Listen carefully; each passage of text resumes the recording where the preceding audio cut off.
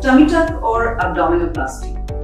So tummy tuck is a surgery to deal with the overhanging skin excess as well as some amount of fat, and it is a general anesthesia surgery. So today we are discussing about the recovery process after a tummy tuck surgery. What is a tummy tuck surgery? So tummy tuck is a surgery meant to deal with the overhanging skin excess which you have got either due to post pregnancy या फिर post weight loss. So ये दोनों indications most commonly देखे गए हैं जिनके बाद हमको tummy tuck की requirement होती है.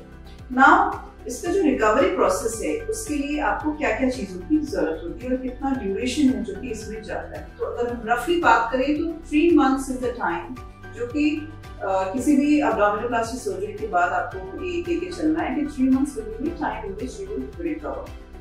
अब how much break do you need from your work routine, और अगर आपको छुट्टी लेनी है ऑफिस से तो कितना लेना है, तो आप रफली 7 to 10 days तो मिनिमम रिक्वायर्ड है जो कि आपको रेस्ट लेना पड़ेगा. अब इस दौरान जब ऑपरेशन होता है एक लंबी सी स्कार आती है आपके लोअर एब्डोमेन में और वहां पर कई बार ड्रेन्स भी लगे हो सकते हैं.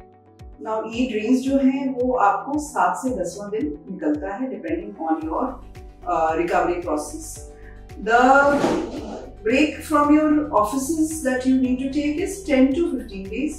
उसके बाद आप general normal day to day activities कर सकते हैं. पर अगर हम बात करें कि बहुत ज्यादा अग्रेसिव एक्टिविटीज अगर आप करते हो तो उनके लिए आपको कम से कम 4 to 6 वीक्स का ब्रेक रिक्वायर्ड है.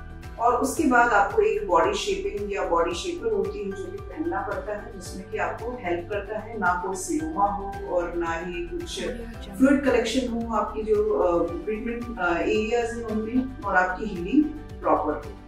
So this is how you have to prepare for it, and if you are smoking or if you have any these habits, then you have to refrain from it for at least a period of 1 month post surgery, क्योंकि एक बड़ी सी scar होती है जिसको कि हमें healing की requirement होती है. तो this is the overall recovery process, and you might need help during this period, so you need some assistance at your home who will help you out during the post-surgery period. I hope you have an idea about how to go about it. If you have any doubts about it, please write to us in the comment section.